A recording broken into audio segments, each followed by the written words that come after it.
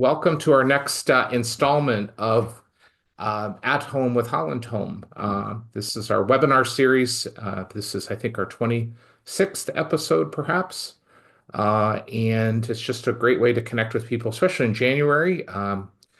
Today's not bad weather, but you never know when you're going to have an event in January. So we have people from all over tuning in. So we're grateful you could join us. So um, I am Michael Loughman. I'm the director of sales here at Holland Home.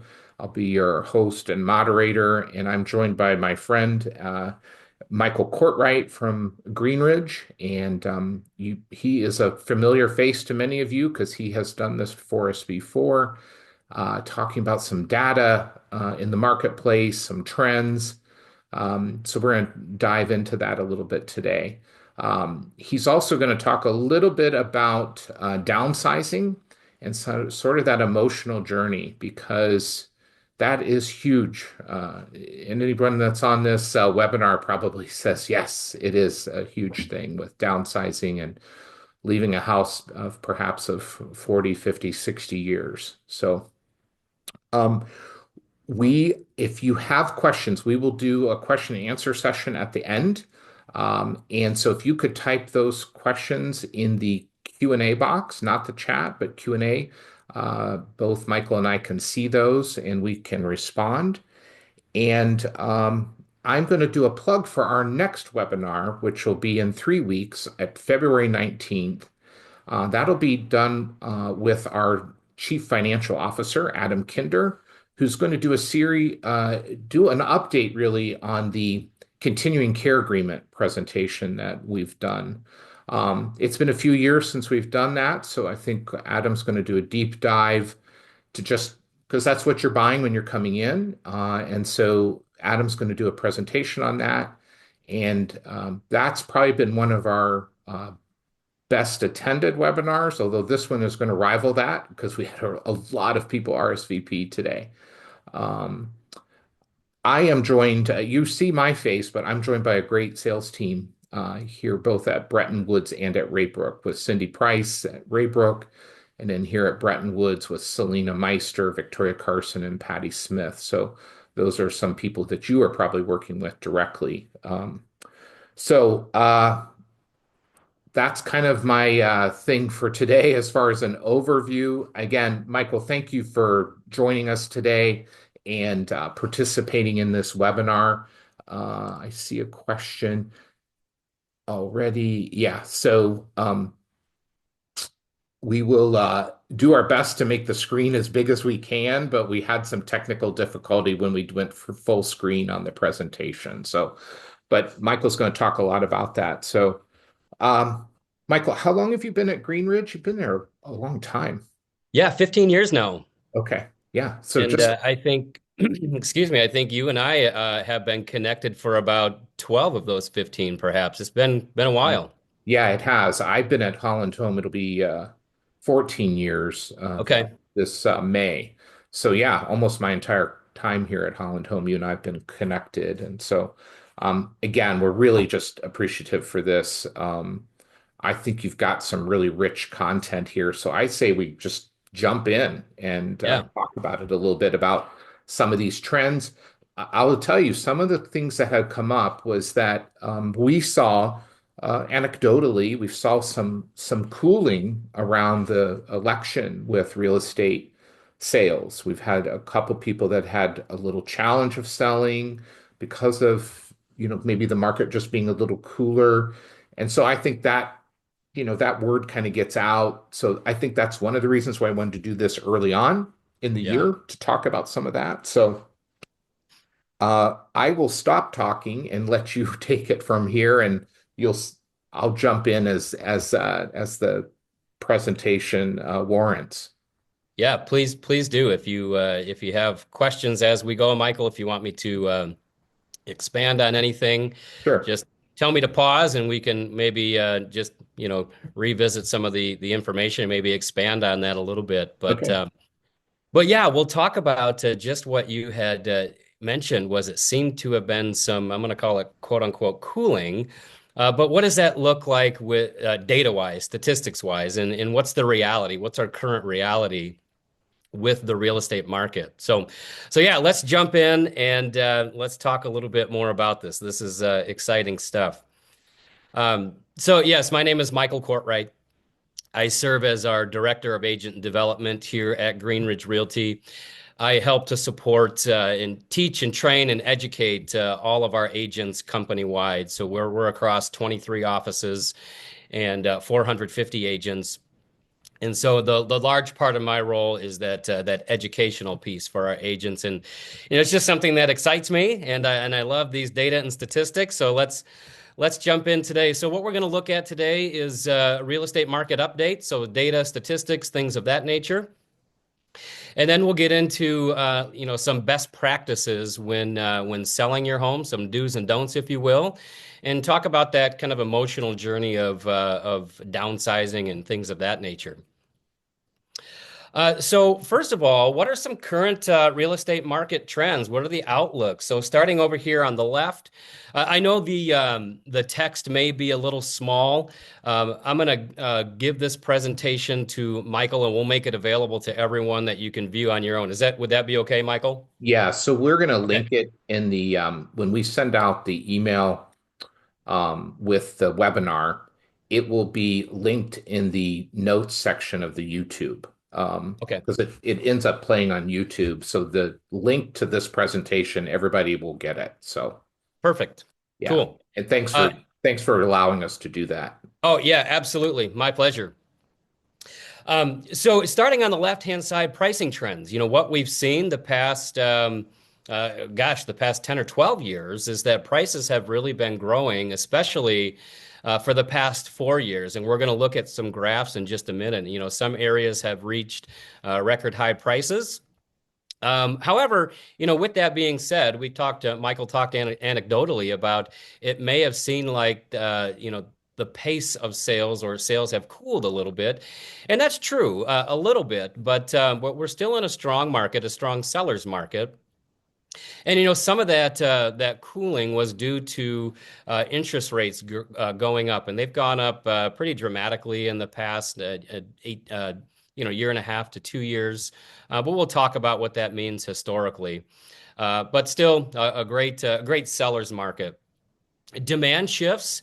This is really interesting from the time of COVID. This is really where this stemmed from is we had the stay-at-home orders. A lot of people were working remotely, and a lot of people got good at working remotely.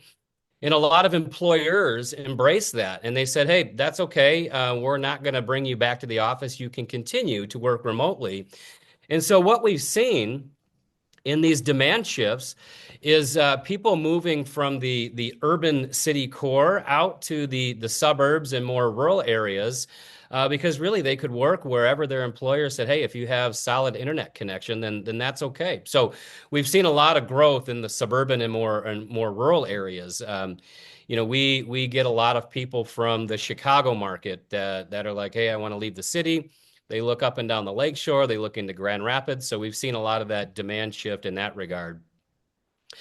Interest rates, we've touched on that. We're going to look specifically at what we're predicting rates to do in just a few minutes here. But interest rates have steadily been increasing. To some people, it may feel that it's maybe really high. However, if we look at where interest rates are now, which is in the mid 6% range, the 30-year historic average interest rates are the 30-year average is between 6 and 8%. So historically, we're doing fine, and it's just a little higher than what we've been used to the past several years of like the maybe 3, 4, 5% range. But I'm sure there's a lot of people on the call that remember interest rates in the double digits, right? Remember, especially back in the 80s, we had double-digit interest rates. And even at that time, homes were still selling. Homes will still continue to sell now and at a good pace. Inventory levels, so looking over at the right side of the screen, inventory has increased a little bit, and that's ultimately good news. We have a lot of buyer demand. And a lot of those buyers have kind of been sitting on the sidelines because they haven't been able to find that the home that they're looking for. So as more homes come onto the market, we have the demand, we have the buyers to satisfy that inventory. So that's ultimately good news. So those are some of the trends that we're seeing. Let's look at the average trend, the average sale price trend. So I'm going to take you back to 2021, which is the left side of the screen here. In the year 2021, year end, we were looking at an average sale price in the greater Grand Rapids area, so the Grand Rapids metro area. And what I'm including in that would be Kent County, Berry County, Ottawa County, and parts of Allegan County, and as well as Muskegon. So kind of that macro market here in West Michigan. So average sale price in 2021, we were at 260,000. And then follow that graph line to where we are today. Our average sale price is 380,000. So there's been a pretty dramatic increase in home price appreciation. Ultimately, for a seller, that's great news, right? Your home is worth more. That tends to mean more equity and more money in your pocket at the time of sale. What's really interesting is if we took this graph back to the year 2010, that was in the very bottom as we were coming out of the recession. If we looked at the average sale price in this area in 2010, the average sale price was just a touch over $100,000. And that just, it really kind of blows my mind to see, where we were then in 2010 to where we are now in 2025. So, West Michigan is a very desirable area to be, and I think we're seeing that with buyers coming into the area and those that price growth. I'm glad you included this slide because I think it helps answer some question because I'm no CFO, but if I'm looking at 260,000 average sales price in 21, and then at the end of last month, it was 380. That's about a 46% increase just in 3 years. And so Holland Home, with our entrance fees, which we were holding at a lower level for a while, we've had some price increases the last few years that have been higher than what we've historically done. And some of them we've raised prices 10% or more. But while it's more to come in for an entrance fee, someone's house is worth more, or condo or what have you is going to be worth more. And I think this slide demonstrates that. So I was glad you included that here to show. I can tell you from 21 to 24, our prices did not go up 46%. So let's all hope our CFO doesn't see this slide and gets any wild ideas. But it shows that, it's kind of a rising tide lifts all ships. So if, people's homes are worth more, that's usually the resources they're going to use to move in. Then, as a nonprofit, we're charged with doing everything we can to make sure that we're doing things that are sustainable for the lifetime of Holland Home. So thanks for including this slide in here. Yeah, you're welcome. It's interesting to see that historical perspective. Looking forward to this year, we're looking at home price appreciation predictions. So the National Association of Realtors had surveyed 21 leading companies that predict what home values will do this coming year. If you start over at the left side of the margin, we've got some companies that are predicting home prices will increase year over year between like 4 and 5%. On the right side, we've got two companies that are predicting values to decrease. Time will tell what actually happens, but if we're averaging the 21 of all the predictions, if we're looking at the average over here, it's a 2% predicted increase in home price appreciation. So this tends to be lower than what we've seen in terms of appreciation in the past. But this gets to more of a normalized price appreciation, which is not really a bad thing because when we had such rapid growth in those home prices, it did price out some buyers from the market. They just couldn't afford it because prices were going up more than wages were. And so it kind of left them on the sidelines. So a more normalized rate of appreciation is ultimately okay. It's good in this market.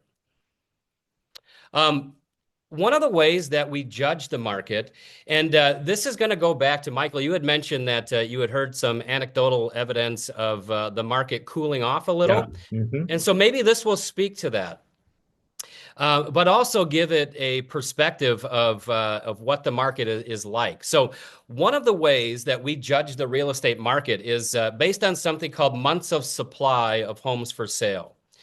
And so what that means is of the number of houses that are available on the market, so our current inventory, if that remained stable and we continued at the rate of sales per month, how long would it take us to sell off all of that inventory? And that's expressed in number of months. Generally speaking, the lower the number, the better it is for a seller. It's a seller's market. So anything under 4 months of inventory is considered a seller's market. And so we're going back to the year 2021 here. And in the year 2021, we were under 1 month of inventory, which is well below that four threshold of a seller's market. And so what that means is we looked at the graph of the average sale prices going up. And because the months of supply was so low, that's a very, very, very strong seller's market. And that's when prices increase. And we saw that graphically speaking.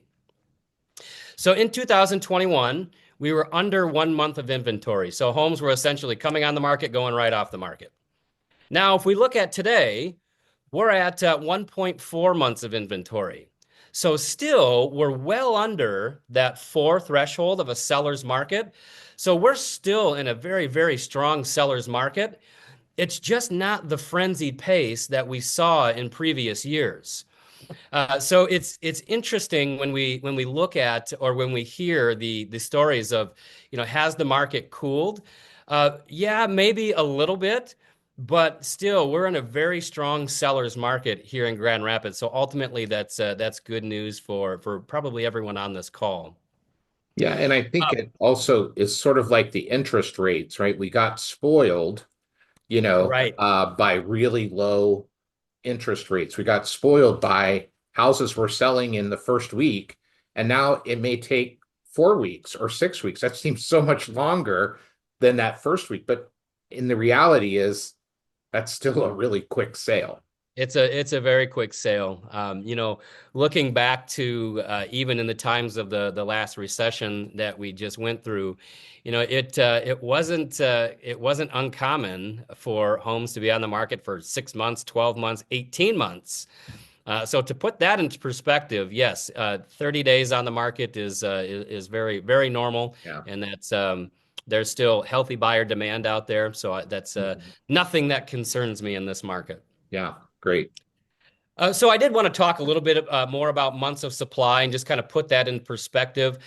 So we were talking about anything under 4 months of inventory is considered a seller's market. That's the top bar, the green. So from 0 to 4 months of inventory is a seller's market. And the way that we determine a seller's market is looking at its high buyer demand, so a lot of buyers in the marketplace. And overall, it's limited supply, so there's not a lot of available inventory for these to satisfy that buyer demand. And so what happens is the buyers are essentially competing against each other for very few homes. And so when buyers compete, that drives the prices up. And that's exactly what we've been seeing within this market for quite a long time now. When we are in this healthy, neutral, balanced market, that's when the months of inventory, graphically speaking, would be between 4 and 6 months. So this is still good, strong buyer demand. However, that's coupled with a good amount of inventory for those to satisfy that buyer demand. What that means is home prices are still going up. but just at a more moderate pace. And that's more sustainable. And then once we get into the market where if months of inventory were 6 months or more, that's where we would be into a buyer's market. And in a buyer's market, that's where prices are going down. And we saw that again in that last recession that we came out of. Prices went down pretty dramatically. And what that is that there's not strong buyer demand and there's a lot of inventory. And so what happens is instead of buyers competing against each other like a seller's market, in a buyer's market, sellers are competing to find out what's a buyer willing to pay for my home. So one seller might drop their price, another one drops their price, and prices continued that downward trend. So let's look at that historically speaking. So we're going to take you back to the year 2002, which is the left-hand margin here.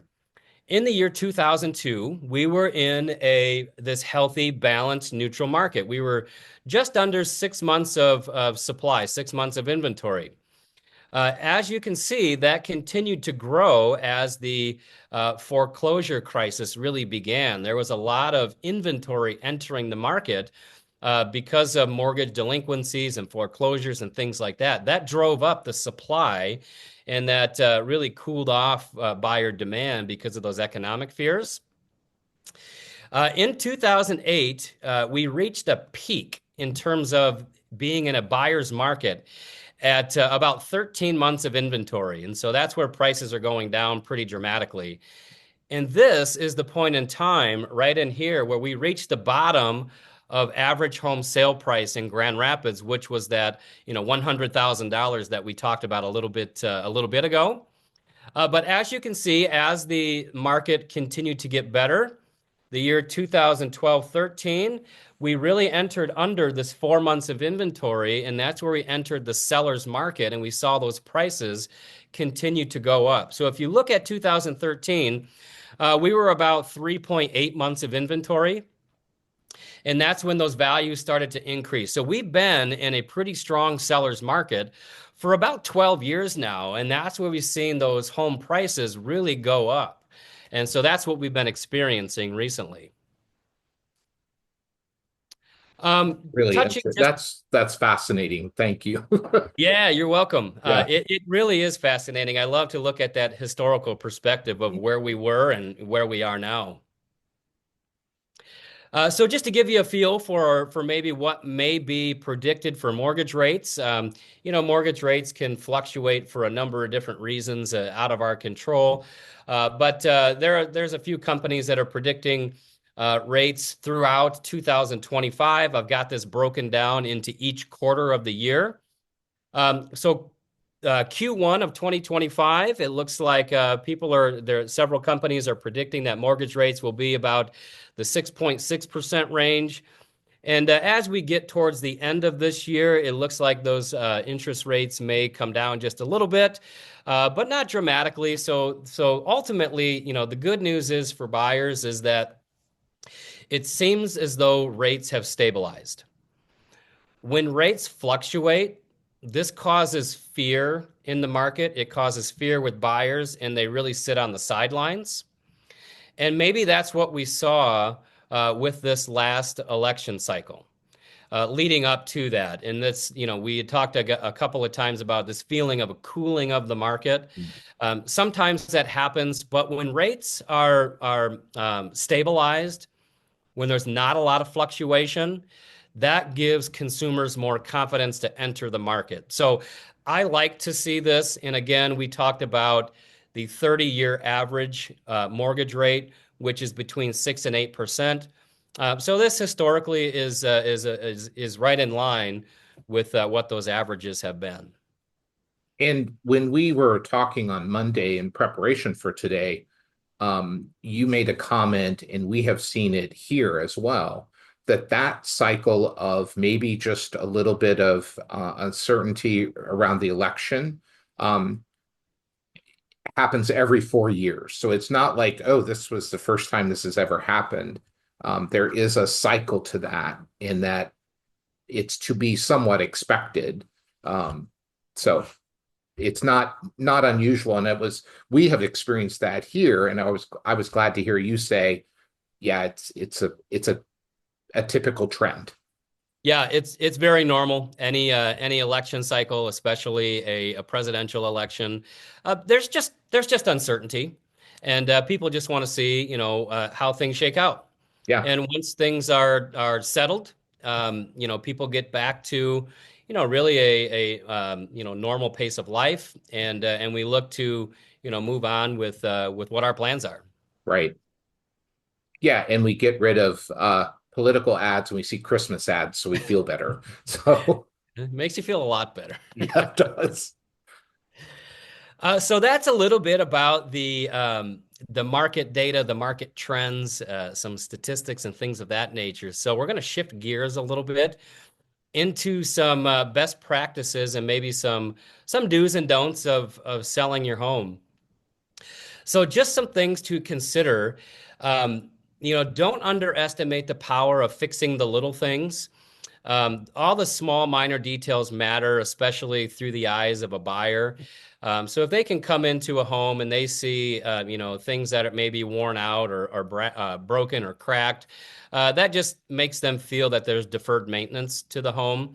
But if all those things are addressed, taken care of, any lawn issues, any missing trim pieces, any, dents or dings, people just get a good feeling, and we like to have them get a good feeling when they come in to view a home. Keep it, clean it and keep it that way. The way that we live in a home, the way that I live in a home is different than the way it should be when we sell it. So my home is not spick and span by any means, but just in terms of best practices to appeal to a broad audience of buyers, maybe consider hiring a professional cleaning service to do a deep clean and just have it shine as much as possible as you're about to go on the market. Decluttering and depersonalizing, these are two of the hardest things to do.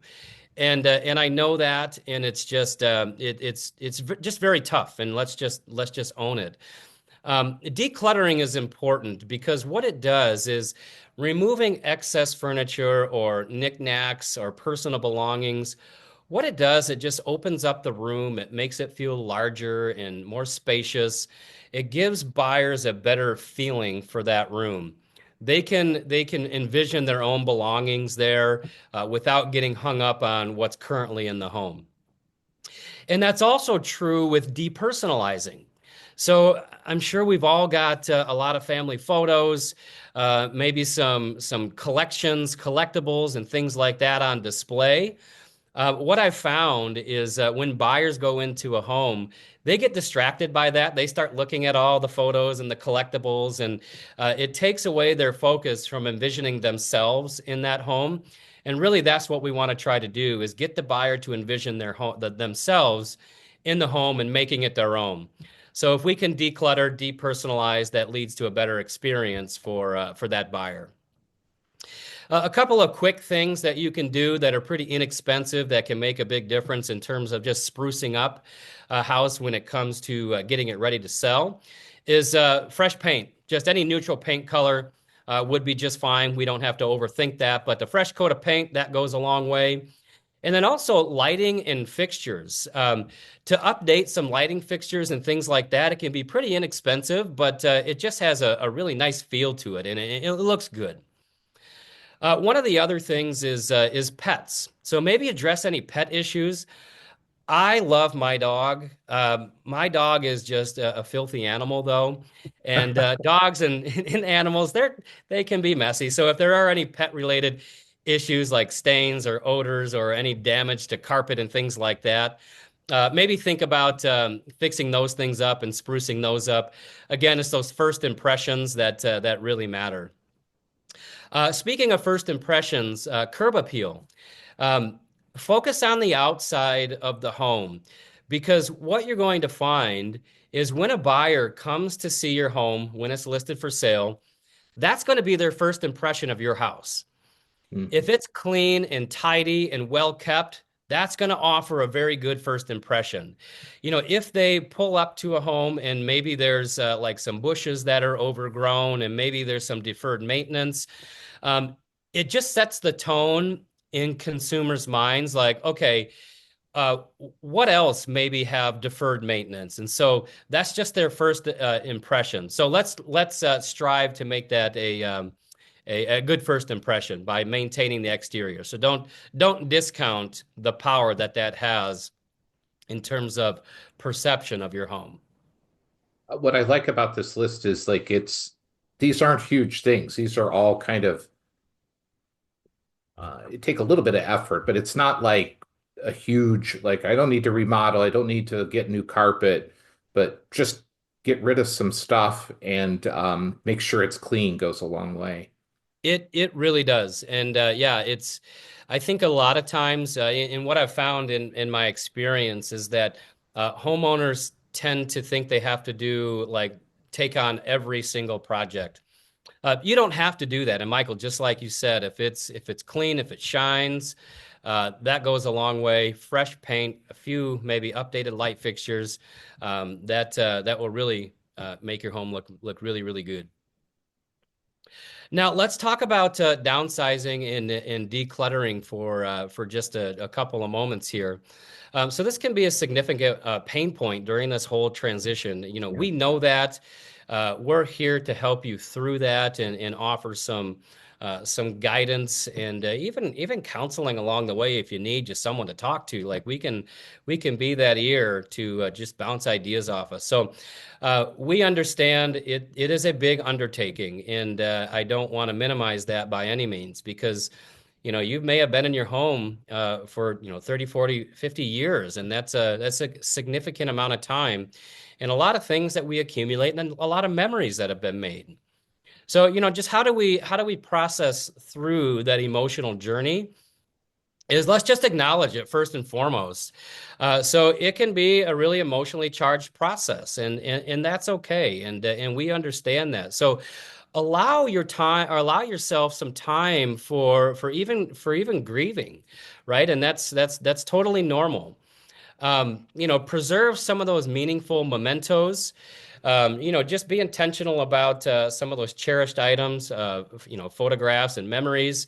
But also, one of the things that I've encouraged people to do is celebrate your home's history. Have a going away party, if you will. For Mhm. example, I had someone that lived on a lake for a long, long time. And it must have been like every Labor Day, they would have a big family party. And so we had put the home on the market, and they said, "Hey, let's put the house on the market in the early summer." But with that being said, they said, "Michael, is there any way that we could have one last Labor Day celebration?" So just in the terms of negotiating that deal, Mhm. we allowed them time for possession to be in their home until after Labor Day, where they could celebrate and have that one last family party, that one last gathering there. And that really helped them throughout that whole process. So those are some things that could maybe happen and things that we could work with you on if that's important. But also, don't lose sight of the next chapter. Hopefully that's something exciting for you, and you could look forward to, the next chapter with that hope and optimism. Yeah, and when you come to Holland Home, you don't have to worry about any of those maintenance issues anymore. You don't have to worry about raking the leaves or fixing the furnace or changing the light bulb in the ceiling. That's one of the big advantages of coming to a place like Holland Home. So, one of the things we always suggest with downsizing is don't start with the sentimental things. Don't start with the pictures or something like that. Start with the attic where there's stuff that has been there since you moved, or in the basement, the box of Tupperware that you haven't touched since you moved in. Start with that. And I have told people, and they've come back later and said you were right, that there is a momentum that does start with that. That once you start this process, it's hard to start, and then it's like, oh yeah, like how much can I take to new to you today? There is a momentum that once you start that journey, it does begin. Yeah, I love this idea of incremental change, and so it tends to feel overwhelming. But if we just take one step, just a baby step, one action item, and just do that consistently, over time, it's not going to feel as overwhelming. Yeah. And then just consider some of the logistical concepts of potentially selling your home, decluttering, downsizing. So sell, donate. Maybe think about getting rid of some of that excess stuff.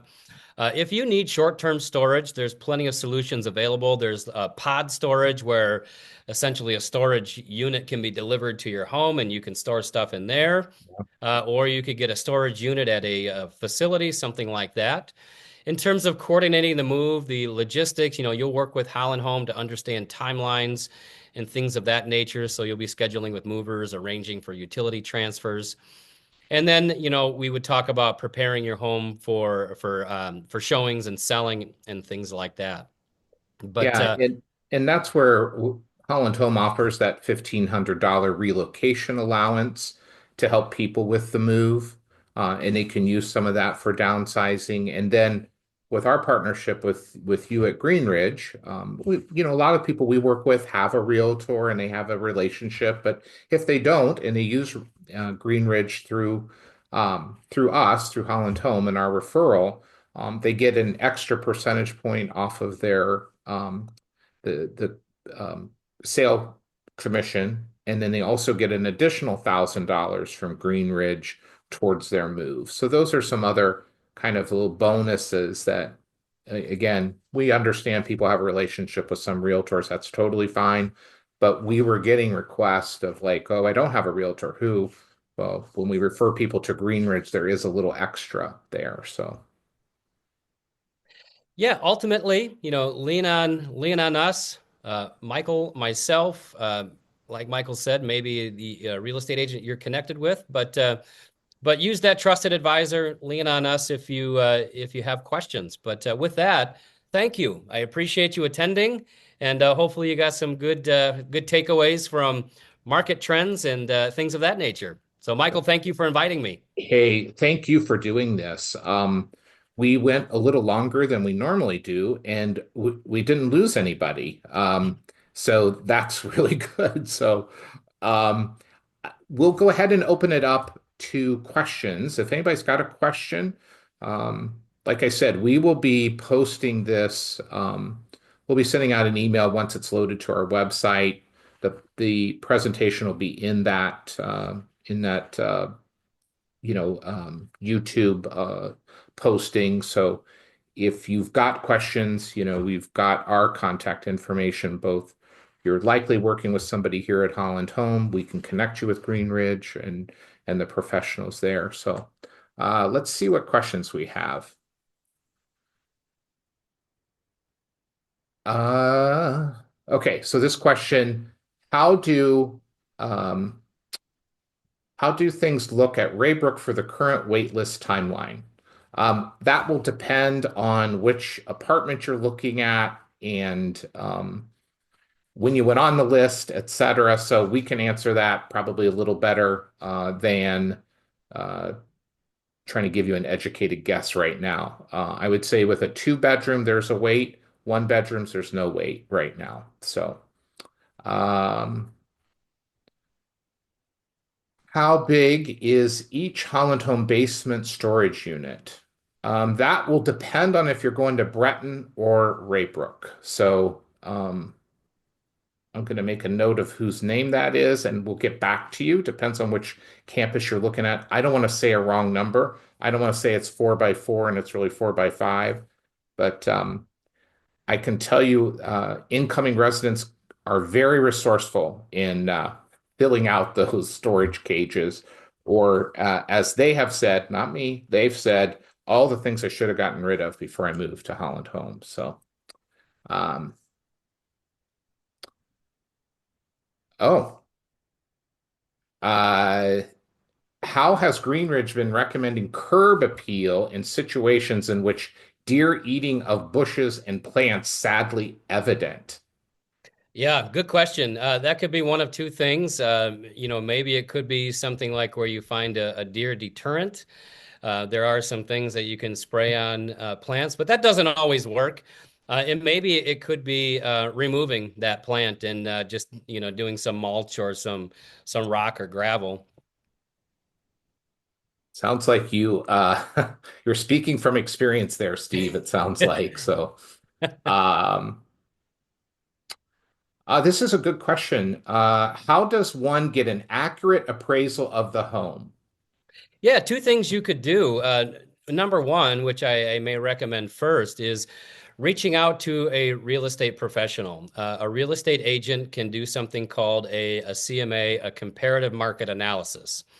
And what that's doing, it's looking at the market and finding other comparable properties that have sold and gone under contract, so sold and pending, but also other properties that are on the market that are actively for sale and analyzing, what those sale prices are and what the current active homes are priced at. And based on the market can help determine what the market value of your home is. So I would recommend reaching out to a real estate agent to do a thorough CMA, comparative market analysis on your home. That shouldn't be any cost for an agent to do that. If you did want a formal appraisal, you could reach out to an appraiser. Now, an appraiser does the same process that a real estate agent does, but we're just not licensed appraisers. We're licensed real estate agents. So we call it a CMA, a comparative market analysis. The appraiser calls it an appraisal. But essentially, we're going through the same process. So that's why I say first start with a real estate agent. There should not be a cost associated with that. But if you did want a full-blown appraisal, then you could reach out to a qualified appraiser to get an official appraisal on your home. Yeah, I think probably the question is how much can I sell it for? That's really what I want to know, Yep, right? I mean, exactly that's right. Yep. and that's where the realtor might have a little better feel based on comps, et cetera. So, this is a good question here. How far in advance do we need to start the downsizing and selling process? Yeah, Michael, do you want to touch on that or you want me to I take that sure one? I can. I'd say it's never too early to start. Anytime you spend on it is better. You're going to be better prepared for when you get that call from Holland Home. Um, like I said, the process does build momentum. Um, and it makes you in a position to maybe if something came up, that you'd be in a position to take advantage of it. So I'll give you an example. This time of year, in the winter, we tend to get a little deeper into our wait list if something opens up because, hey, a lot of people went to Florida or Arizona. And so sometimes we get down into the list and people are like, oh, I wasn't expecting a call. And we say, oh, we weren't expecting to call you. But given the time of year, so it makes you in a position to be able to act quickly. I shouldn't say quickly, but it enables you to act when we call. So I'd say it's never too early to start. And it's one of those things you'll be glad you did. So, uh, is senior living a real estate purchase? Ooh, good question. No, it is not. You purchase a continuing care agreement, and that's the agreement we're going to talk about in our next webinar on February 19th.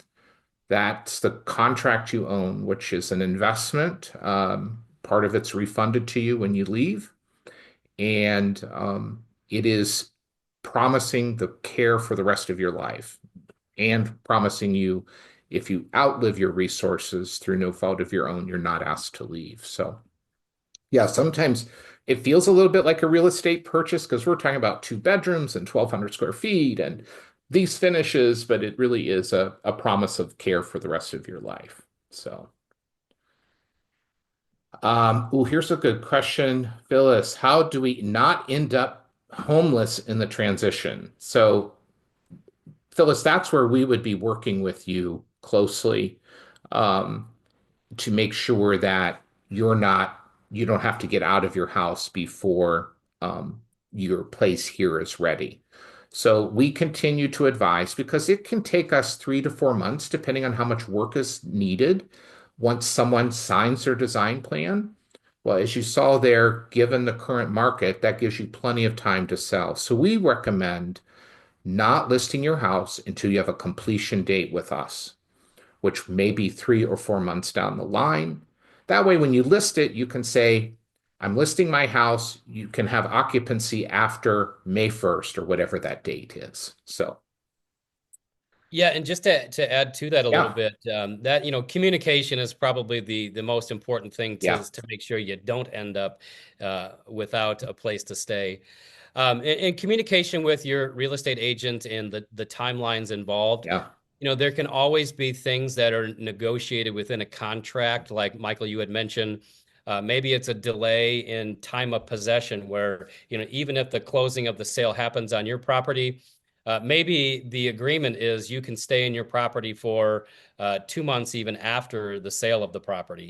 There's Mhm. things like that have been pretty common, especially with the current market conditions. So Yeah, communication between, Michael and his team, yeah, your real estate agent, we can help you work with those timelines. yeah. Really good advice. So, how may annual city assessments be used as guidance Yeah, for, so I I think think, this is going back I to think for the, the price, right? yep, exactly right. Yeah, good question. So there was an old school of thought that was if you take your assessed value of your home and you double that, that's going to give you an idea of the market value or what your home could be worth. Um, with the rapid changes in the market and prices going up like they have, city assessors really haven't been able to keep pace with the assessment. So that school of thinking is probably outdated.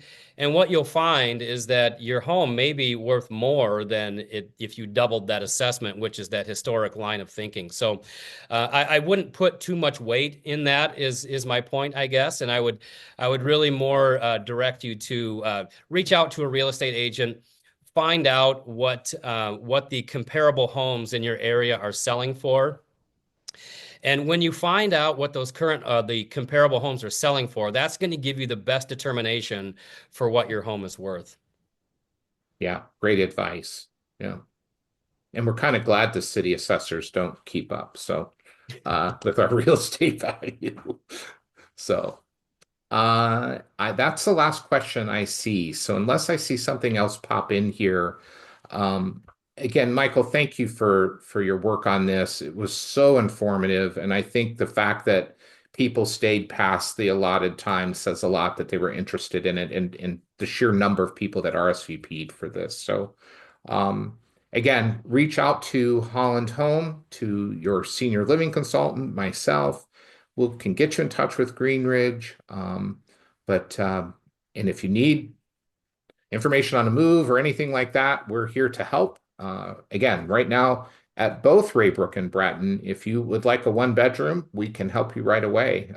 2 bedrooms are going to be a wait, or a condo style. But with all that being said, thank you. We'll tune in next month with our continuing care agreement.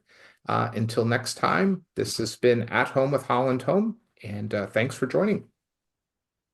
Thank you so much. Thanks for having me. Yeah, thank you. My pleasure.